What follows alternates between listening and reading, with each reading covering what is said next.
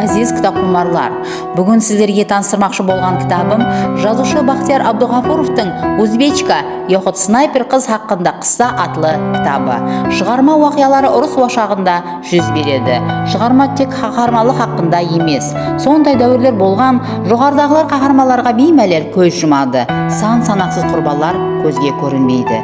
Инсан қадір қымбаты ұмытылған, оны арзу армалар емес, ал қорқыныш басқарады. Жас өспірім қыз Жәмила ұрысқа шегемгі дәуірде әп-уайы ауыл қызы еді. Ол жас болуына қарамастан басынан қатты қиын күндер өтеді. Сонша минут істесе де қайта-қайта жалаға қалған қыз өзін барса келмеске үкім қылады.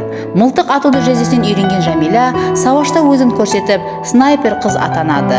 Оның батырлығы, мергелігі тілдерде дастан болады. Ол бір қанша неміс әскерлерін штаб танкілеріменен қосып күл опат қылады. Бірақ бұл минетлері көрінбей, қайта оған жала жауып, НКВД-ға түсіп қалады. Әттекі Жәмила Кадыровадан фашистлер қорқып, снайпер Жәмила Кадырованы жоқ етуге бұйрық беріледі. Ол дұшпанға қарсы ұрыста тариптарлары тарапынан өлімнен ауыр жазаға үкім етілгенде сабырлық пенен ақлануын күтеді. Ақиқаттың қарар табу жүда қиын, бірақ бәрібір бір күн жүзеге шығады. Жәмиланың кейінгі тағдыры қалай болады? Жәмиланың минетлері ақлана ма?